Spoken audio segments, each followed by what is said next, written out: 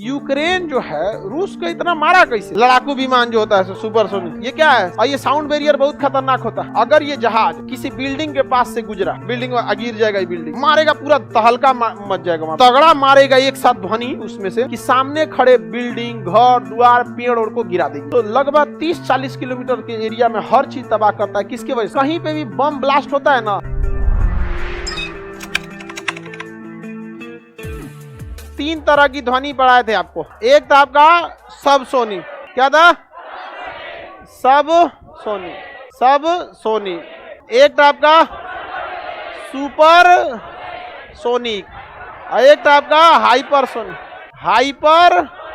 Sonic. किसी को दिक्कत नहीं ना? इसमें भी 3 प्रकार के बताते, इंफ्रासोनिक, अल्ट्रासोनिक और ऑडिबल। बताइए ये ध्वनि की चाल से कितना गुना ज्यादा? ध्वनि की चाल से 5। ये ध्वनि की चाल से ज्यादा, 3 गुना। अरे गधा, 3 गुना कहाँ था? तक गधा। सब सोनिक जो था, तुमको तबीयत गड़बड़ा गया क्या? ठीक है जाइए। हमको तबीयत गड़बड़ा गया तो कह नहीं सर, तबीयत थोड़ा ठीक नहीं लग रहा है। गधा लोग इधर देखो, ये जो था ये ध्वनि की चाल से कम, ये ध्वनि की चाल से ज्यादा, ये भी ध्वनि की चाल से ज्यादा, लेकिन 5 गुना से ज्यादा। कौन सा हो गया? 5 गुना से ज्यादा। कोई दिक्कत? अब हम आपको यहाँ तक ही पढ़ा के छोड़े थे। मेक संख्या होता है, क्या होता है? मेक संख्या से क्या निकाला जाता है? कितना गुना है। ये कैसे निकाला जाएगा? किसी भी वस्तु की चाल बटा ध्वनि की चाल, बटा किसकी चाल? ध्वनि की चाल। यही ना निकाला जाएगा मेक संख्या में, वस्तु की चाल बटा ध्वनि की चाल। जैसे अगर किसी वस्तु की चाल 660 मीटर पर सेकेंड है, 660 मीटर पर सेकेंड, और ध्वनि की चाल 330 मीटर पर सेकेंड है। नीचे तो ये फिक्स है, यहाँ पर ये यूनिट से यूनिट कट गया। टोटल कितनी बार में? 2। कितना मेक? 2 मेक। तो मेक संख्या का कोई मात्रक होता है? मेक संख्या किसी भी वस्तु की ध्वनि से तुलना करके बताता है कितना है। मेक संख्या यह बताता है कि वस्तु ध्वनि की चाल से कितनी गुनी अधिक है। जब मेक संख्या 1 से कम रहता है तो वो सब सोनिक हो जाता है, 1 से ज्यादा रहता है तो सोनिक। एक्यूरेट 1 रहेगा तो भी वो सब सोनिक ही कहलाएगा जब तक क्रॉस न कर जाए। सुपर सोनिक रफ्तार बहुत ही ज्यादा हो जाती है, जबकि सब सोनिक स्पीड बहुत ही कम होती है। समझ में आ रहा है कि नहीं आ रहा है? सबसे तेज गति किसकी हो जाती है? सबसे तेज गति हाइपरसोनिक की हो जाती है। कोई दिक्कत नहीं ना किसी को? सुपरसोनिक, हाइपरसोनिक, सबसोनिक समझ में आ गया कि नहीं आ गया? आगे बढ़े तो ध्वनि को चाल के हिसाब से कितनी भाग में बांटे? क्या पूछ रहे? क्रूज मिसाइल कहते हैं? नहीं, मिसाइल को अलग हिसाब से बांटते हैं। स्पीड के हिसाब से मिसाइलें 3 ही टाइप की होगी। अगर धीमी चलेगी तो सबसोनिक, ध्वनि की चाल से तेज चलेगी सुपर, और बहुत ज्यादा तेज हाई। अब बाद में अब मिसाइलों को टैक्टिकल बांट सकते हैं या स्ट्रेटजिक। उसमें हथियार अगर ज्यादा भर दिए हैं तो स्ट्रेटजिक, छोटा हथियार बने हैं तो टैक्टिकल, बहुत हाइट पे उड़ के जा रहा है तो बैलिस्टिक, नीचे जा रहा है तो क्रूज। तो वो चाल के हिसाब से नहीं बढ़ता है, वो अलग टाइप से बांटा जाता है। समझ में आ रहा है कि नहीं आ रहा है? हमारा कमेंट नहीं पढ़ते हैं, यही बात बोलने वाले हजारों लोग हैं। समझ गए सर? अब ट्रेन क्या चलेगा? अरे भाई जो भी चीज जमीन पे चलता है वो सब सोनिक है। जमीन पे सुपरसोनिक पॉसिबल नहीं है, कहाँ जाना पड़ेगा? वहां पे हेलीकॉप्टर भी सब सोनिक चलता, हवाई जहाज भी सब सोनिक चलता है। बस ये फाइटर जहाज जो होता है ना, एकदम लड़ाकू विमान जो होता है सुपरसोनिक, वो सब कैसा होता है? सुपरसोनिक। लड़कियों का ही वो है, सब लड़ाकू विमान है सब। यहाँ पे आगे बढ़ जाए तो कुछ को ऐसे झगड़ा करती है, हाइपरसोनिक है, इसको हटा देना, मेक संख्या निकाल लेंगे सुपरसोनिक। देखिए अब कहीं पे भी जब सुपरसोनिक ध्वनि जाती है तो बात समझिए, जब कभी भी कहीं पे हलचल होता है, जैसे पानी है, आप ऐसे पानी हटाए, ठीक है, पानी को जैसे किसी जगह पे पानी रखा हुआ है, यहाँ से आप 1 कटोरा पानी हटा लिए, तो 1 कटोरा जैसे पानी हटाएंगे तो बगल का पानी उसे भरने आएगा कि नहीं आएगा? लेकिन अभी ये पानी भरा ही नहीं कि आप अगो का 1 कटोरा हटा लीजिए, तो दोनों पानी का कंफ्यूजन यहाँ जाएगा कि नहीं आएगा? तो कहेगा भाई अभी इसको भरिए नहीं रहते, तू 1 कटोरा और हटा लिया, तब तक उसको भरने जाए तो 1 कटोरा और हटा लीजिए। ये कब पॉसिबल है? जब आपका इस पानी के रफ्तार से ज्यादा उस कटोरा का रफ्तार हो जाए। समझ में आ गई नहीं क्या? अब इसे कटोरा निकाले, पानी ऐसे रखे, तो जब तक आप कटोरा में से पनिया इधर रखेंगे तब तक उधर पनिया भर दे, लेकिन इतना जोर से रखिएगा ना कि ससुरा अभी सोचे कि तब तक क्या हो जाए, निकल जाए, तब वहां क्या हो जाएगा? हलचल हो जाएगा, अजीब टाइप का हलचल हो जाएगा। समझ में आ रहा है कि नहीं आ रहा है? तो पूरा चारों ओर हवा भरा हुआ है, चारों ओर क्या भरा हुआ है? हवा भरा है। इस हवा में जब सुपरसोनिक जहाज जाता है ना, तो जहाज वहां की हवाओं को हटाता है। अब नॉर्मल जहाज जब हवा को हटाता है तो उसके बगल की हवा उसे भर देती है, लेकिन जब सुपरसोनिक जहाज जो हवा को हटाएगा तो यहाँ का हवा को क्या कर दिया? हटाया। तो तो ये सोचेगी कि यहाँ को भरे, तब तक वो आगे का भी हटा दिया, फिर उसके आगे का हटा दिया, उसके आगे का हटा दिया, उसके आगे का हटा दिया, हवा ही कंफ्यूजन में हो जाती है, इसे क्या करके गया नहीं समझ में। तो जब कोई भी चीज सुपरसोनिक या हाइपरसोनिक हो जाती है तो हवा कंफ्यूज आ जाता है वहां पे, तो वहां साउंड बैरियर पैदा हो जाता है। क्या पैदा हो जाता है? साउंड बैरियर पैदा हो जाता है। किसके द्वारा ये पैदा होगा? हेलीकॉप्टर से होगा? हाँ, किससे होगा? Breaking sound barrier fighter jet. ये साउंड बैरियर को क्या कर देता है? तोड़ देता है, एकदम भयानक, और इस शेप में आकृति बन जाती है। देखिए जो हवाई जहाज चलेगा ना, तो ऐसा ये पानी नहीं है, ये क्या है? साउंड बैरियर है, सुपरसोनिक। आपने ऐसा मत समझिएगा कि वो पानी छोड़ रहा है पिछवा से, तो वही सोचा था बारिश हो रहा है। साउंड बैरियर को क्या कर दिया? तोड़ दिया है। अजीब टाइप की आवाज आएगी, जिसे ये फोल्डरवा चेंज करके कहाँ चला गया जी? ये रहा, देखिए ये क्या है? साउंड बैरियर है। साउंड, जब हवा रहेगा तो साउंड भी रहेगा। ये इंजन से नीचे में क्या निकलेगा? साउंड निकलेगा। साउंड निकलेगा कि नहीं निकलेगा? अब ये जो इंजन का जो साउंड है, ये तो चल रहा है 330 मीटर पर सेकेंड की स्पीड से, 330 लिख दिए यहाँ पर। ई ससुरा चल रहा है 2 मैक पे, ये चल रहा है कितना? 660। किसी को दिक्कत? तो सुपरसोनिक। बताइए, इसकी रफ्तार कम और इसकी रफ्तार ज्यादा, साउंड निकल किससे रहा? जहाजिए से। तो जहाज की रफ्तार 600, यानी ये 2 मैक का। कितना? 2 मैक का। और इसी जहाज से निकलने वाला आवाज अब साउंडवा उसके पीछे पीछे घूमने लगता है। अरे हमको भी लेके चल, तुम्हारे में से निकल रहे हैं यहाँ पर। तो देखिए इस सारा साउंडवा इसके पीछे पीछे क्या हो रहा है? घूम रहा है। जब कभी, इसे कहा जाता है साउंड बैरियर। क्या कहेंगे? साउंड। ये कब फॉर्म होगा? जब तक किसी भी चीज की रफ्तार सुपरसोनिक ना हो जाए, यानी ध्वनि की चाल से ज्यादा ना हो जाए। किसी को कोई दिक्कत? तो क्या साउंड बैरियर क्या हवाई जहाज में होता है? नहीं होता। हवाई जहाज में हो ही नहीं सकता। हवाई जहाज में धुआं निकलता है। वो जो धुआं निकलता है ना, वो धुआं नहीं रहता है। जो उसमें भाप होता है ना, भाप, तो ऊपर में इतना ठंड होता है, इतना ठंड होता है ऊपर में, मर जाएगा आदमी। हवाई जहाजिया के बारवा एक बार निकल गए तो यहाँ पर -60 डिग्री हो जाता है।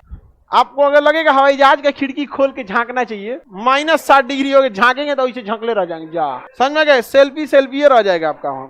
इसलिए जहाज का दरवाजा बंद रहना बहुत जरूरी है। तो इतना वहां ठंड रहता है कि जो उसमें से भाप निकलता है ना, देखिए कहीं पे भी इंजन रहेगा, गर्म रहेगा तो भाप निकले। वही भाप, जैसे ठंड के दिन में हम लोग ऐसे मुंह से भाप छोड़ते हैं ना, तो ऐसे जमा हो जाता है। तो वही वो जहाज का जो एग्जॉस्ट होता है, जो उसमें से भाप निकलता है, वो भाप क्या हो जाता है? जमा हो जाता है। और बहुत ज्यादा ऊंचाई पर हवाएं नहीं चलती हैं, तो भाप जमा का जमा रह जाता है। हम लोग जब ऐसे भाप छोड़ते हैं तो वो बिखर क्यों जाता है? क्योंकि हवाएं उसे क्या कर देती है? बिखेर देती है। और हवा अगर नहीं चलता तो नहीं बिखरता। ऊपर में हवा चलता नहीं है, इसीलिए हवाई जहाज देखिए सीधे ऐसे ऊपर भागते हैं, ऊपर हवा वहां नहीं चलता। कहने नीचवा उड़ते हैं लोग। इतना ना हवा मारेगा कि डेली 4 को जहाज गिरेगा। वो तो ऐसे दौड़ेगा। देहात में कहते हैं ना, दौड़ा एकदम, मतलब उसको रनवे बोलते हैं उसको ना, मतलब रनवे को तो रनवे ही है उस पर दौड़ने के लिए। अब बहुत हाई स्पीड से कहाँ भागता है? ऊपर में। क्यों? क्योंकि ऊपर में ना सबसे कम हवा चलते हैं। सर साउंड बैरियर कब टूटता है? जब तक कोई भी चीज सुपरसोनिक नहीं हो जाए। और ये साउंड बैरियर बहुत खतरनाक होता है। साउंड बैरियर बहुत खतरनाक होता है। इसकी रफ्तार कितनी होती है? 300। अच्छा अजिया का कितना है? हाँ, ये जहां तक जहाज जाएगा ये पीछे पीछे जाएगा कि नहीं जाएगा? अब ये जो होता है ये शॉक वेव हो जाता है। अगर ये जहाज किसी बिल्डिंग के पास से गुजरा, ऐसे कोई बिल्डिंग है, जहाजिया तो निकल जाएगा बिल्डिंग के ऊपर से, लेकिन देखिए ये बैरियरवा किससे टकरा जाएगा? बिल्डिंग में गिर जाएगा। ये बिल्डिंग ये कुछ नहीं है, ये हवा है, लेकिन इसकी रफ्तार कितनी हो गई है? 330 मीटर पर। इसे कहा जाएगा शॉक वेव। क्या कहेंगे? Shock wave. मारेगा पूरा तहलका मच जाएगा वहां पे। क्या कहा जाएगा? Shock wave. कहीं पे भी बम ब्लास्ट होता है ना, बम ब्लास्ट, तो बम भी सुपरसोनिक स्पीड से ब्लास्ट करता है। तो क्या करता है कि हमारे चारों ओर हवा है। हमारे चारों ओर क्या है? हवा है। अब जैसे ये कोई हम बना देते हैं क्लास, ये चारों ओर क्या है? हवा है। अब यहाँ पे ब्लास्ट हुआ, कोई भी चीज ब्लास्ट हुआ तो ध्वनि निकलेगी कितना? 330, चारों डायरेक्शन में निकलेगी। और अगर ये बम बहुत तगड़ा है, इतना जोर से ये ध्वनि यहाँ के हवाओं को ढकेलेगा कि ये हवा को पता ही नहीं चलेगा कि हमको, जैसे आंधी उठती है तो हवा को तो पता चलता है कि आगे बढ़ना है, लेकिन अचानक ब्लास्ट होगा ना तो हवाओं में इतना झटका लगेगा कि वही हवा हम लोग को क्या मारेगा? झटका। इसलिए फिल्मों में देखिएगा जब बम फटक फेंकता है तो वहां ब्लास्ट होता है। जैसे बम ब्लास्ट होगा तो वहां से क्या निकलेगा? ध्वनि। और ध्वनि कितना की रफ्तार से जाएगा? 330। और अगल बगल की हवाएं कभी 330 की स्पीड से नहीं चलती हैं वहां पे। उन हवाओं को इतना तेज बम झटका मारेगा कि वो हवाएं दूसरे को क्या मार देगी? झटका मार देगी। इसलिए देखिए बम फूटेगा कहीं और छिटाएगा कहीं, वो रियलिटी होता है। भले उसमें शूटिंग के दौरान वो रियल नहीं है, बट ओरिजिनल बम जब फटेगा तो आप भी उधिया जाएंगे वहां। शॉक वेव होता है, उसे क्या कहते हैं? Shock wave. तो शॉक वेव के लिए क्या स्पीड कितना होना चाहिए? हिंदी में इसे कहा जाता है प्रघाती तरंग। क्या कहेंगे? कांच के शीशे टूट जाते हैं, कांच वगैरह के शीशे क्या हो जाएंगे? टूट जाएंगे। अब जितना ज्यादा तगड़ा बम रहेगा, जितना तगड़ा, अब बताइए बम अगर छोटा सा बम फटा, या अगल बगल की हवाओं को क्या किया, कंप्रेस किया, क्या किया, कंप्रेस किया, और ये हवा अगल बगल में जाके क्या लगाएगी, दबाव। लेकिन इतना बड़ा वातावरण होता है कि इसका दबाव क्या हो जाता है, खत्म हो जाता है। लेकिन अगर परमाणु बम पटक दे तो परमाणु बम ऐसा फटेगा, इतना तगड़ा मारेगा एक साथ ध्वनि उसमें से कि अगल बगल की हवाओं को बहुत ही तेज सुपरसोनिक स्पीड से ढकेलेगा हवाओं को। हवा कभी भी सुपरसोनिक स्पीड से तो गई नहीं है, तो अचानक ढकेलेगा तो हवा इतनी रफ्तार से आएगी कि सामने खड़े बिल्डिंग, घर द्वार, पेड़ और को गिरा देगी।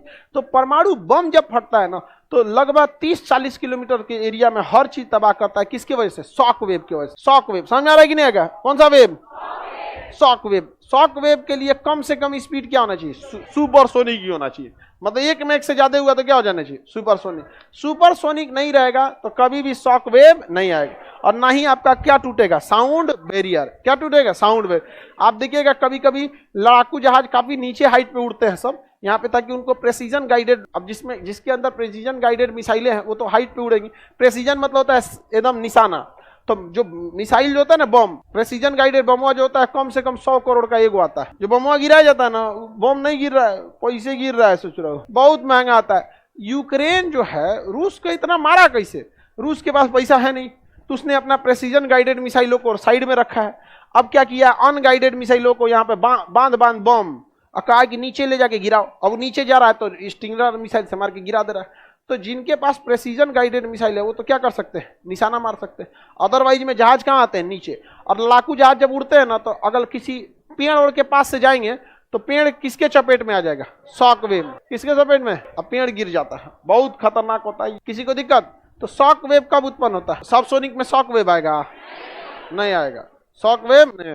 सुपरसोनिक में और हाइपरसोनिक में तालका मचा देगा, उसी को क्या कहेंगे, shock wave. Yes, shock wave. Hindi में प्रघाती तरंग, प्रघाती तरंग। साउंड बैरियर क्यों बनता है, समझ में आ गया। इंजन, जहाज तेजी से भाग रहा है, साउंड हुआ, उसी का साउंड उसी से पीछे रह गया, दौड़ते रहता है, भाई छोड़िए मत हमरा।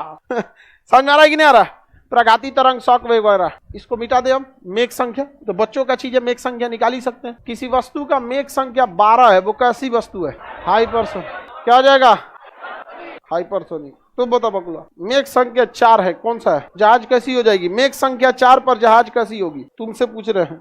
मेक संख्या यदि 4 है तो जहाज किस कैटेगरी में जाएगी, हाँ, सुपरसोनिक। अब मेक संख्या आधा है, हाइपरसोनिक। कैसे पता चलता है, 4 है तो सुपरसोनिक, आधा है तो हाइपरसोनिक।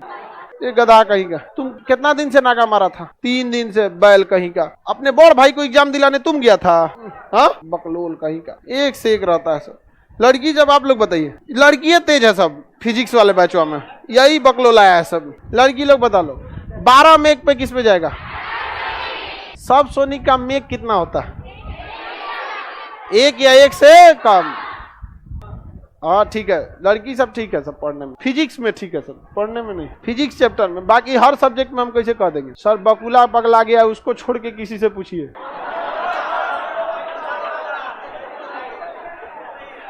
बकुला कहीं का, तुम यहाँ पे साफ लिखा हुआ है सुपरसोनिक। चलो अब ध्यान देते हैं, साउंड बहुत बढ़िया चैप्टर है, एकदम अच्छा समझ में आता है। ऐसे सोचा क्वेश्चन नहीं छूटता है। कितने समय तक इस पे रहता कान,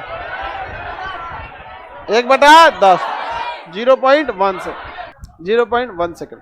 अब ध्वनि को प्रभावित करने वाले कारक समझते हैं, क्या क्या ध्वनि की स्पीड को प्रभावित कर सकते हैं। लाप्लास ने ध्वनि का सिद्धांत दे दिया था, ध्वनि को प्रभावित कौन कौन कर सकता है। तो सबसे पहला आता है दाब। दाब क्या आता है, दाब। ये ध्वनि को किसी भी तरह से प्रभावित नहीं कर सकता है। ध्वनि की चाल को ना यह तेज कर सकता है ना धीमा कर। दाब बढ़ने या दाब घटने से ध्वनि की चाल पर कोई प्रभाव नहीं पड़ता। दूसरा प्रभाव जो पड़ता है वो माध्यम का पड़ता है। किसका पड़ता है, माध्यम का। किसका पड़ेगा, माध्यम का। आपको भी पता है कि सबसे तेज ध्वनि की चाल किस में होती है, ठोस में। ठोस के बाद द्रव, द्रव के बाद गैस, उसके बाद निर्वात। निर्वात में जाएगा, निर्वात में जाएगा ही नहीं, निर्वात में नहीं जाता है। तो ध्वनि की चाल को प्रभावित करने वाले कारक समझ में आ रहा है कि नहीं आ रहा है। क्या ध्वनि की चाल निर्वात में होती है, नहीं होती है। तो देखिए दाब का तो कोई प्रभाव ही नहीं पड़ेगा। आपसे कुछ भी पूछेगा आप सीधे बता सकते हैं। तो बताइए दाब बढ़ाने या घटाने से ध्वनि की चाल पर कोई प्रभाव पड़ता है, कोई भी प्रभाव नहीं पड़ता। ध्वनि पर कोई भी प्रभाव नहीं पड़ता है। आगे बढ़े, माध्यम का प्रभाव पड़ेगा कि नहीं? ठोस में ध्वनि की चाल ज्यादा, द्रव में कम, उससे भी कम, निर्वात में उत्पन्न होता है लेकिन आगे नहीं बढ़ पाता है। यही रीजन है। क्या निर्वात में मैक नंबर निर्वात में काम ना करेगा। वस्तु की चाल क्या हो गई है? 0। तो ध्वनि ही की तो निकाल रहे हो ना, मेक संख्या अगर ध्वनि का निकाल रहे हैं तो वस्तु भी क्या है? ध्वनि। अब बटा क्या चीज? ध्वनि। 0/0। यहाँ देखिए, अगर इसका प्रैक्टिकली एग्जांपल देखिए, एक ट्रेन की पटरी है, ट्रेन की पटरी पे आप देखिए इसे रेल कहते हैं। क्या कहते हैं? रेल। इस पे चलने वाली गाड़ी को रेलगाड़ी, इसको स्लीपर कहते हैं। क्या कहते हैं? स्लीपर। ये क्या हो गया? स्लीपर सोया हुआ इसे, इसलिए उसको क्या कहते हैं? स्लीपर। वो धंसने से बचाता है। स्लीपर बर्थ होता है वो, तो स्लीपर सीट वगैरह। देखो ध्यान से, ये हो गया आपका रेल। तो हम बस रेल को बनाते हैं। ट्रेन की जो पटरी होती है वो तो लोहे की हो गई, ठीक है।